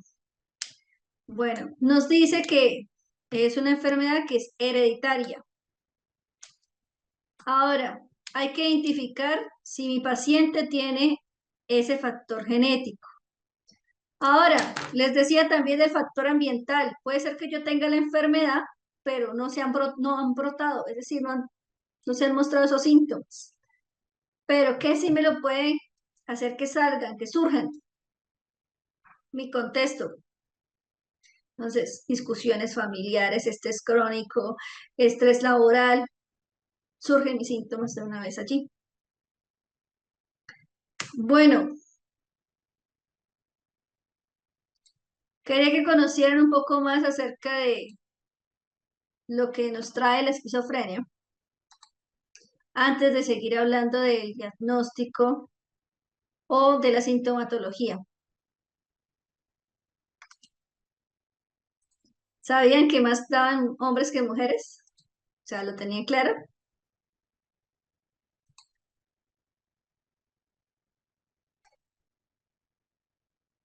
Bueno, por acá nos dice, varones, mujeres, bueno, sí, damas en hombres. Bueno, damas en hombres que en mujeres, aunque cuando les dije la edad, les quiero contarte un caso que estuve atendiendo en el hospital y fue el caso de una niña, pongámosle caso S. Y me acuerdo mucho de ese caso porque la niña llegó estando hospitalizada, cumplió en hospitalización 15 años. Cuando ella llegó tenía 14, pero en la hospitalización, a ella le dieron 2 semanas de hospitalización. Ella presenta, el diagnóstico que se le dio fue la esquizofrenia, espectro de esquizofrenia.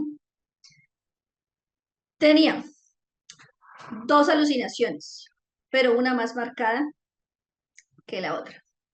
Esa alucinación hacía referencia, decía que veía a la sombra como de un hombre con sombrero. Eso era lo que veía, como la sombra negra de un hombre con sombrero. Y ese también decía que veía un conejo grande, era morado con rayas amarillas y colmillos grandes. Entonces, ese decía que el conejo lo veía en su cuarto, que lo veía en la sala de su casa y estando internada, también recién que llegó, veía al conejo. Decía que sí, que el conejo entraba al cuarto, la acompañaba porque estaba con personas desconocidas. Bueno, cuando son niños, estaba con la mamá como acompañante, pero decía, pero es que mi mamá puede estar conmigo, pero esa otra señora y esa otra señora son desconocidas. Entonces el conejo está ahí acompañándome.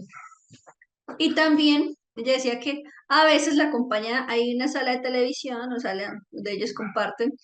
Entonces decía, a veces la acompaña también a la sala de televisión para hacer. Y un día en consulta ella dijo, hoy no vine sola, hoy estoy con, bueno, conejo tal. Entonces, y llega y empieza a hacer así, o sea, como acariciando el conejo. Digo, es que hoy me está acompañando. Ah, es que yo le dije, él me dijo que si podía entrar conmigo a consulta. Yo le dije que sí, que usted no se iba a enojar porque él me fuera a acompañar. ¿Qué pasó ahí? Esto me sirvió a mí para mostrarle a ella la alteración en la realidad. Entonces, que ese conejo yo no lo podía ver porque es un síntoma de su enfermedad. Entonces, yo no puedo ver el conejo que está contigo. Entonces, aquí tiene unos colmillos grandes. Yo no lo puedo ver a él, pero tú sí lo ves. ¿Y por qué yo no puedo ver? Porque yo no tengo la enfermedad mental que tú tienes. Ahora, parte de tu enfermedad mental hay unos síntomas. Y este síntoma de la alucinación visual hace que tú veas, hay una alteración en tu realidad y hace que tú veas a ese conejo. Entonces, tú lo puedes ver, tú lo puedes tocar, pero yo no, porque yo no la presento. Ah, eso era el hecho de que estuviera, que ella decía que estuviera ese conejo. Ahora, eso también le sirve a ella para que ella sepa la diferencia entre qué es real y qué no es real. ¿Qué es ese síntoma? Entonces, que hay diferentes tipos de alucinaciones. ¿Qué es una alucinación y un delirio? Entonces, vamos a hacer la definición antes de hablar de esas manifestaciones. La alucinación y un delirio, al igual como hicimos con obsesión y compulsión, quiero que lo sepan de esta manera. Un delirio son creencias fijadas que tiene esa persona, ese individuo.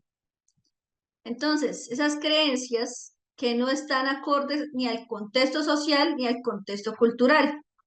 Entonces, vamos a encontrar que ese delirio le puede afectar la capacidad que tiene esa persona para hacer inferencias lógicas. Entonces, esa persona dice, mire, yo estaba aquí comiendo y esa persona me está mirando feo. Ella me va a hacer daño. Entonces, esa es un delirio de que el otro me quiere hacer daño. La señora me quiere matar. Entonces, no, es que yo voy caminando por la calle y sé que ese señor de camisa verde me está persiguiendo. Ese señor me quiere hacer daño. Hablamos también de que el otro quiere tener el control sobre mí. No, es que esa persona quiere hacerme tal cosa. No, es que yo sé que esa persona me quiere hacer daño, no, esa persona. Ahora, puede ser también un delirio de grandiosidad. Yo puedo llegar a hacer muchas cosas, yo puedo ser el nuevo Jesucristo, miren que voy. Es un delirio que él tiene, él se lo cree. Ahora, yo puedo llegar a hacer esto, esto y esto. Él tiene un delirio. Es una creencia fija que no acorde ni al contexto social ni cultural. Ahora, la alucinación. No hay un único tipo de alucinación, hay varios tipos. Que puede ser, ojo, porque las alucinaciones involucran nuestra sensación y percepción, que son procesos cognitivos. Entonces encontramos aquí las auditivas. Cuando escucho mis propios pensamientos, esa es una alucinación auditiva. Cuando voy por la calle y siento que me llaman, Claudia, Claudia, yo, no hay nadie. Esa es una alucinación auditiva. Una alucinación visual, lo que tenía la niña, que les comento, que ella veía ese conejo, que veía ese señor con sombrero, que ella veía el hecho de ver cosas que no existen. Tuve otro paciente que él decía que estábamos en consulta y el señor decía, bueno, el señor ya tenía 38 años, el señor decía, mire a su alrededor, por ejemplo, aquí está él, aquí estoy yo, mire, a su alrededor hay triángulos y círculos de colores. Eso no estaba en mi alrededor, eso no estaba en la pared, pero él los veía. Entonces, alucinación visual pueden ser animales, pueden ser personas, ve sombras, siluetas de personas, o puede ver también figuras, como el señor que veía triángulos y círculos de colores a mi alrededor. Ahora, alucinación olfativa, que esa persona esté y diga, aquí huele a, ay, no huele delicioso, huele a tal cosa. Ay, y ese olor no esté en este momento. Hablamos de alucinación gustativa. Algunos llegan así.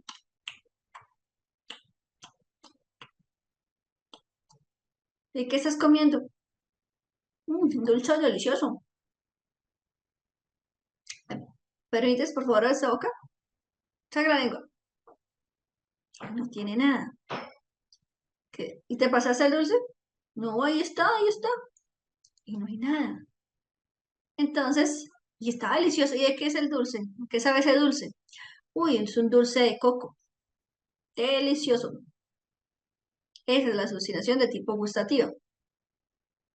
Alucinaciones somáticas, también conocidas como alucinaciones táctiles, donde esa persona siente como si le estuvieran pasando la mano por el brazo, o cuando siente que alguien le agarra el brazo, pero no hay nadie, como que agarra el brazo y como si le estuvieran quemando el brazo, o sentir un hormigueo. A eso le llamamos alucinaciones táctiles.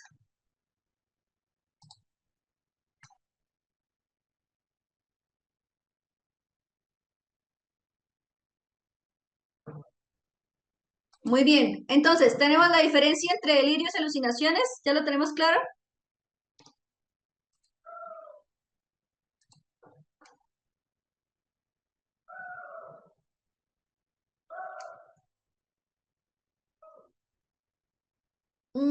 Ok, ¿cuándo le tocó el conejo? Está interesante la pregunta. Realmente, esa alucinación, podemos decir que tendría que ser que ella sienta. O sea, en este caso, si yo estoy aquí hablando con ustedes y yo digo que yo siento que alguien, ejemplo, voy a colocar la mano para que se vea a través de la. Yo estoy hablando con ustedes, y yo digo, yo siento que alguien agarró mi mano, mi brazo, perdón, agarró mi brazo, pero no hay nadie, aparte de Odín. Entonces, ahí sí me preocupo. Estoy teniendo una alteración de la percepción y en este caso sería una alucinación táctil, porque sentí. Puede llegar a ser una alteración de la percepción lo que presenta la niña, sí, porque sería una alucinación. Si ella dice que siente un pelaje suave, que ella siente que el pelaje podría ser, pero también, o sea, ella dice, no, mire, es que me coloco aquí la pata, es que se subió, o sea, se paró el conejo, como es gigante, mira, aquí está, se paró en las dos paticas, se paró en dos paticas, qué bonito. Si ella dice que aquí está, se lo siente, sería táctil. O que si al tocar el pelaje dice que es suave, es táctil. Pero aquí sería primero que todo la visual, porque ella lo está viendo. Sí están las dos, pero está más que todo la visual. Y en el caso del señor, está la visual, porque él decía que veía círculos, y en este caso era un señor que estaba, y él llegó contando que se había postulado a un cargo de seguridad, bueno, como guarda de seguridad, y llegó contando que él pasó por consulta externa y, y el señor dice, ay, yo estoy enojado, estoy muy molesto, porque ¿cómo es posible que no me den un trabajo como guarda de seguridad si yo tengo el conocimiento, tengo el poder, tengo la energía para hacerlo? Me dijeron que no fui aprobado. Y entonces dijo, oiga, tan chévere lo que usted tiene aquí, tan bueno, es como para que uno se distraiga, ¿no? Y yo cuando él me dice esto, aunque dentro del portal, bueno, ahorita el portal nuevo no deja ver, pues cambiaron el portal, no deja ver consultas anteriores o si ha tenido historial de ingreso anterior, sino el actual. En el portal sí decía que él tenía una esquizofrenia de tipo paranoide. Y el señor llega y dice, mire, es que a su alrededor, pues, me señala, que yo estoy al frente, me señala, y dice, mire, a su alrededor hay unos triángulos y unos círculos de colores. ¡Wow! ¡Qué interesante! Él empezó a alucinar justo en ese momento. Esa sería una alucinación visual. Solo él lo ve, yo no lo veo. Ahora, una película que les quiero recomendar para que tengan un acercamiento a lo que es la esquizofrenia y cómo vive una persona con esquizofrenia es Una mente brillante. Si ustedes no han tenido el acercamiento a ver cómo es una persona que tiene esquizofrenia o cómo se comporta, esa película les ayuda a entender qué pasa por la mente de ellos, cómo ellos perciben la realidad. Esa película, ¿por qué se las recomiendo? Una mente brillante. Porque Además, fue basada en Premio Nobel de Economía, Premio Nobel de Matemáticas, John Nash, y también sirve para generar concientización o conciencia de enfermedad para que la persona quien la ve, si es en el caso de que se lo recomienda un paciente, o le estamos viendo, vamos a mostrar pedacitos de la película al paciente para decirle, mire, él llegó hasta el final de su vida con la enfermedad, pero lo más importante no es entender que la enfermedad estará el resto de su vida, sino que usted sepa qué es real y qué no es real. Entonces, que lo no real hace parte del síntoma de la enfermedad, es decir, la alucinación y el delirio. Lo que sí es real es lo que pasa en este momento o lo que está ocurriendo.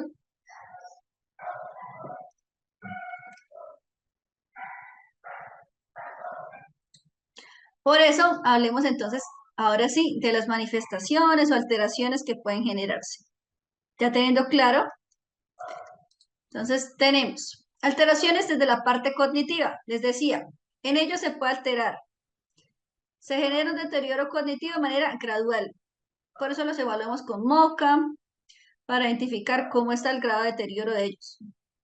Leve, moderado, grave, profundo. Ahora, se afecta el proceso de memoria, se afecta el proceso de atención, lenguaje y pensamiento. Ahora, el discurso en ellos puede ser un discurso desorganizado o puede llegar a ser también que hablen muy rápido o que hablen y sea una palabra, luego otra palabra, luego después otra palabra, o que digan una frase y luego digan otra frase que no tenga nada que ver con la otra. Bueno, ahora, desde la parte motora vamos a encontrar otro síntoma que es la catatonia. La catatonia se va a ver de la siguiente manera, es que ellos queden como mirando hacia un punto fijo y se quedan quietos, como las llamadas estatuas humanas, se quedan quietos. Ahora, también existe que ellos tengan movimientos estereotipados. Tengo una mamá que llevó un chico a consulta de 21 años. Y la señora dice, mi hijo camina como si estuviera marchando. Y él camina, ingresa al consultorio así. Y por la calle, todo el tiempo anda así.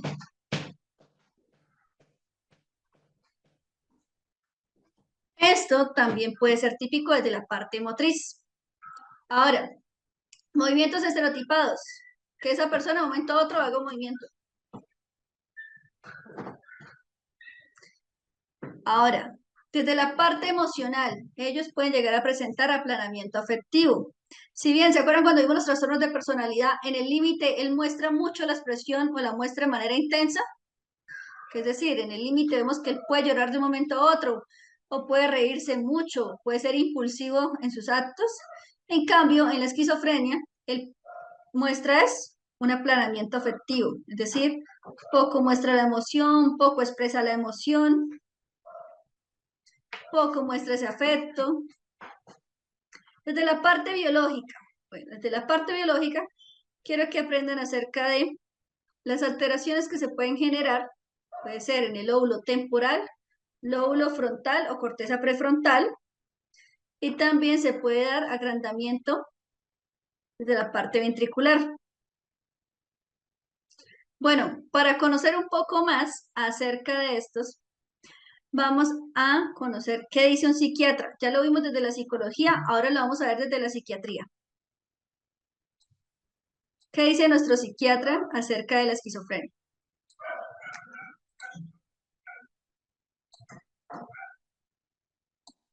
Un segundito. Otro tema muy importante y aparte de mucho interés para la gente que nos está viendo, la esquizofrenia, Dilberto. Claro, es de las enfermedades tipo que definieron a la psiquiatría porque es lo más parecido a lo que la gente conoce como volverse loco o incluso decir demente, que ya ahora enfermedades demenciales, algún día lo trataremos, se refieren a otro tema, pero como tal la esquizofrenia se define por 3 tipos de síntomas muy rapiditos. La presencia de alucinaciones, generalmente auditivas, escuchar voces y a veces ver personas o figuras o situaciones, alucinaciones visuales, la presencia de ideas delirantes, que esto es el tener alguna creencia falsa que organiza tu vida y que gira toda tu vida alrededor de ello, y la presencia de la desorganización del pensamiento. Entonces tus pensamientos ya no son lógicos, no son coherentes y se afecta tu voluntad y la energía para hacer las cosas. Ese es todo el contexto de síntomas que abarca la esquizofrenia. ¿Cuántas personas en nuestro país se ven afectadas por este padecimiento, Edilberto? Cerca del 1% de la población. Podríamos pensar que es muy poquito, pero... ¿Y si el problema no es lo que estás pidiendo?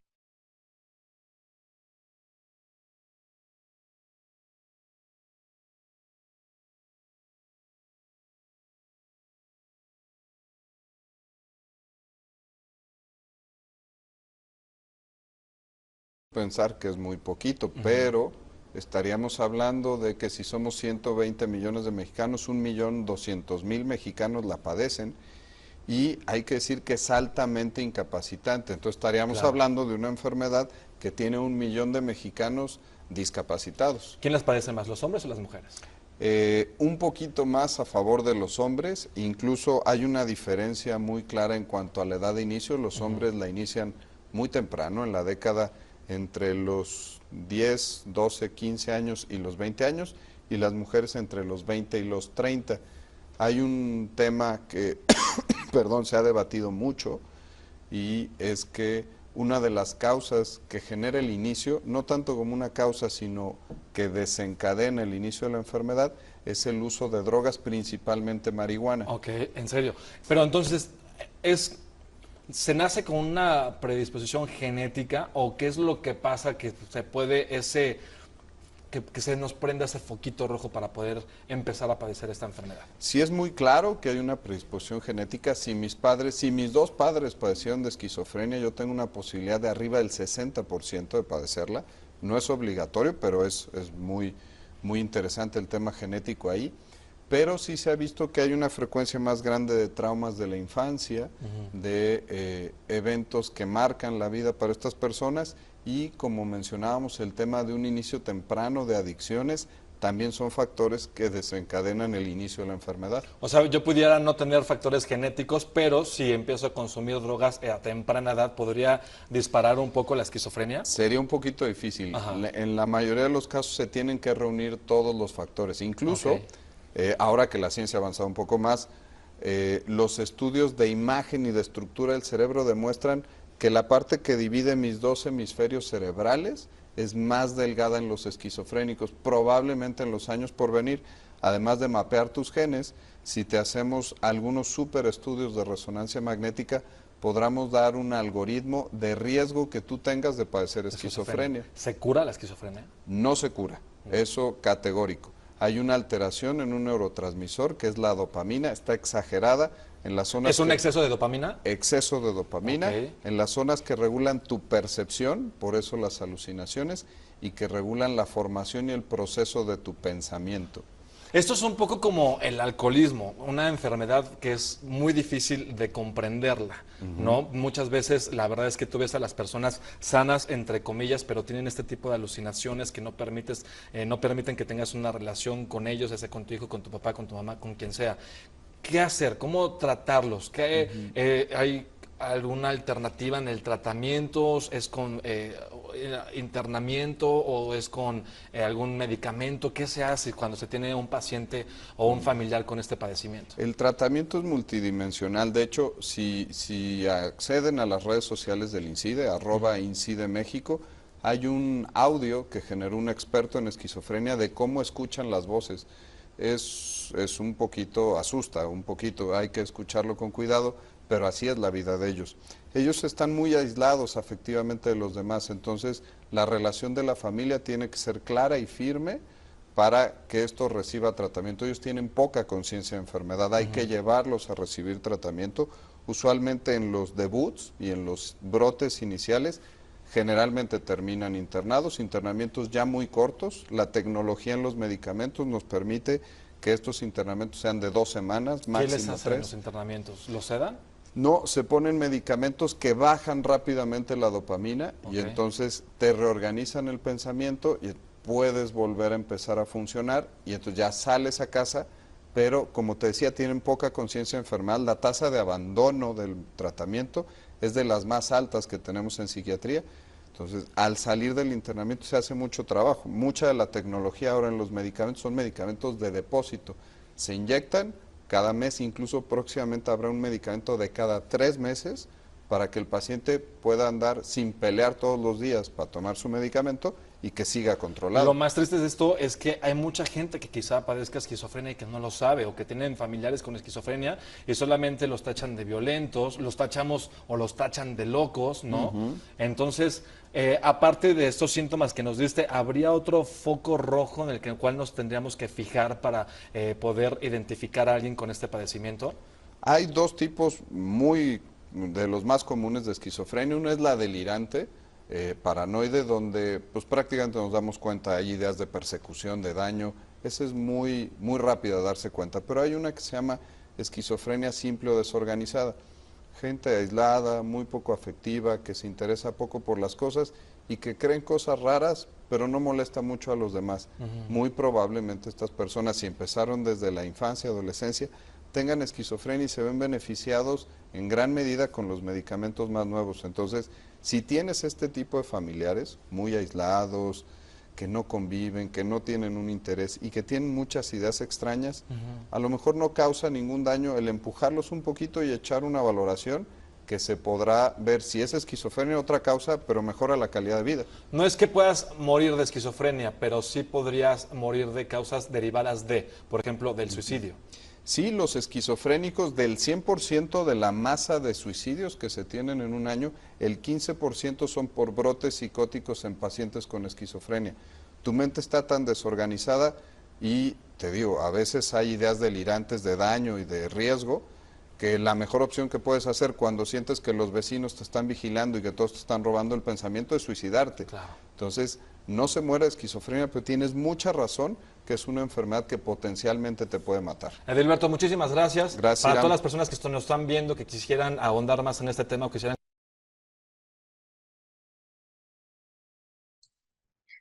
Bueno, muy bien, un poco más claro acerca de cómo se percibe desde la psiquiatría esta enfermedad mental. Aprendizaje sobre este video.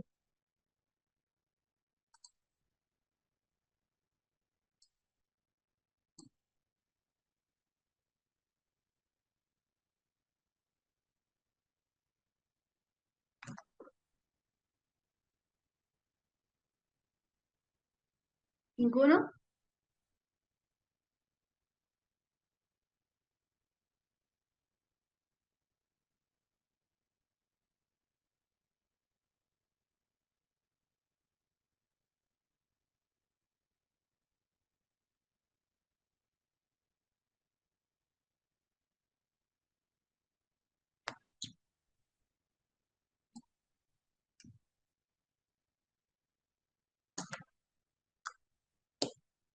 Que es hereditaria, que hay que estar medicado.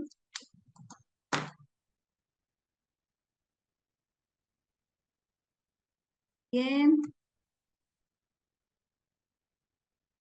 Que está más presente en hombres que en mujeres, sí.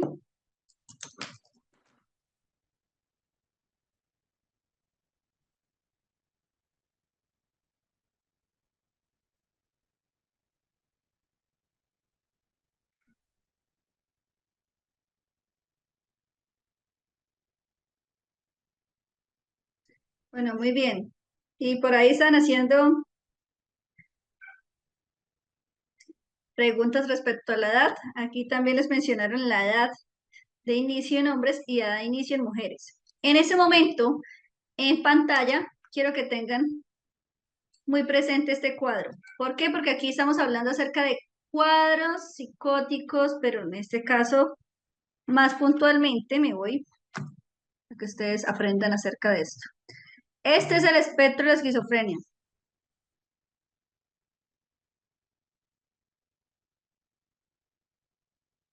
Esos dos. Ese es el espectro de esquizofrenia. Este es el espectro de esquizofrenia. Listo. Ahora tenemos. Hoy en día vamos a encontrar que dentro del DSM nos habla de otros trastornos psicóticos. Estos son 1, 2, 3, 4, que también quieren ustedes aquí conocer un poco más de ellos y fácil de identificar y diferenciarlo con la esquizofrenia. Pues tengo este cuadro. Listo. Si ustedes quieren conocer de ellos, son trastornos como son trastorno delirante, trastorno psicótico breve, trastorno esquizofreniforme y trastorno esquizoafectivo. Nombres un poco raros, un poco extraños, pero también pueden llegar a confundirlo al momento de generar el diagnóstico con la esquizofrenia, y no es lo mismo. Entonces, este cuadro nos ayuda a entender que la esquizofrenia genera síntomas positivos y síntomas negativos, y también puede provocar deterioro funcional. Ahora, ¿qué la dan para poder generar? El diagnóstico es que durante 6 meses consecutivos la persona haya tenido síntomas. Ahora, que la edad de inicio es final de la adolescencia e inicio de la adultez. Entonces, adulto joven. La frecuencia. Bueno, la frecuencia nos habla de que es más frecuente en hombres que en mujeres, aunque ¿qué les recomiendo? Este cuadrito es para que lo estudiemos nosotros, pero no le cuenten estos datos de la frecuencia a sus pacientes. ¿Por qué? Porque si es un hombre el que está si es una mujer la que está en consulta y usted le dice que no, que es más frecuente en hombres que en mujeres, dice, sí, ve, yo no tengo nada, yo estoy bien. El que le da eso es a los hombres, pero yo soy una mujer, así que no le digan esos datos a sus pacientes. Ahora, que este trastorno crónico se debe trabajar con farmacología y psicoterapia. En cuestión del trastorno delirante, este puede llegar a provocar delirios. Para poder generar el diagnóstico debe ser de mínimo 1 mes. El inicio es entre los 35 y 40 años.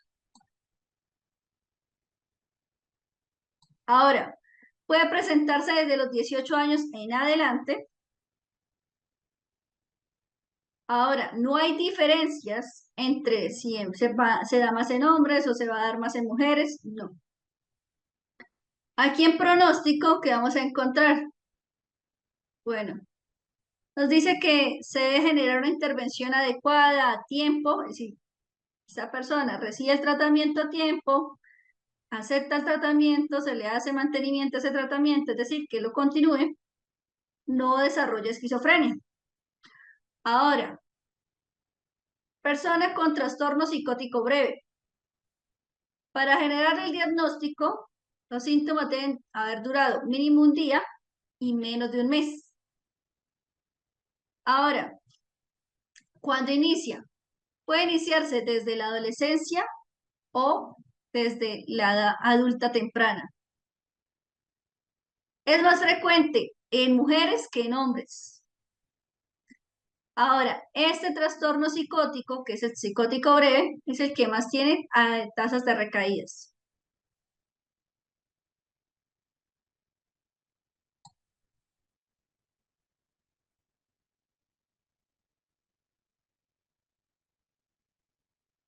Listo. Ahora hablemos del esquizofreniforme. Síntomas de mínimo 1 mes y menos de 6 meses. Ahora, el esquizofreniforme no genera deterioro funcional. La esquizofrenia sí. Este puede observarse entre la adolescencia o puede iniciar siendo desde la parte de adulto joven. Ahora, no hay diferencias si se da más en hombres o si se da más en mujeres. Por tanto, si es la persona no desea recibir tratamiento, no acepta tratamiento, no le da seguimiento al tratamiento, puede llegar a desarrollar esquizofrenia. Listo. Nos vamos con esquizoafectivo. El esquizoafectivo es de esta manera. Este es 1 mes, 4 semanas. 1 semana puede llegar a toda la semana presentar solo delirios. En la siguiente semana, toda la semana, alucinaciones. Y en estas 2 semanas, síntomas depresivos. Pero también puede ocurrir que en este mismo mes puede pasar. Esas 2 semanas presenta delirios y alucinaciones durante esas 2 semanas y aquí síntomas depresivos. Eso es tener trastorno esquizoafectivo. Puede darse desde la adultez temprana, es más frecuente en mujeres que en hombres. Ahora, la persona es más funcional que en la esquizofrenia, pero debido a la sintomatología depresiva puede sentirse peor desde la parte de manejar el síntoma depresivo.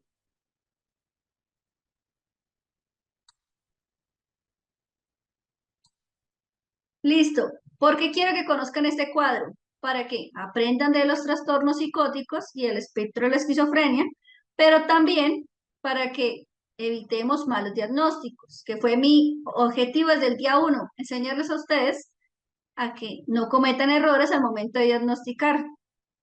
Miren que aquí con el esquizoafectivo o con el esquizofreniforme pueden creer que es la esquizofrenia. Y miren que aquí incluso el tiempo nos dice menos de 6 meses. Y acá dicen 6 meses. Ahora, una persona con esquizofreniforme, si no se trata, si no acepta tratamiento, no mantiene tratamiento, puede llegar a presentar esquizofrenia. Una persona con trastorno psicótico breve, ¿podría llegar a presentar trastorno delirante? Sí. Bueno, ¿qué les pareció este cuadro? Fácil de entender, fácil de abordar.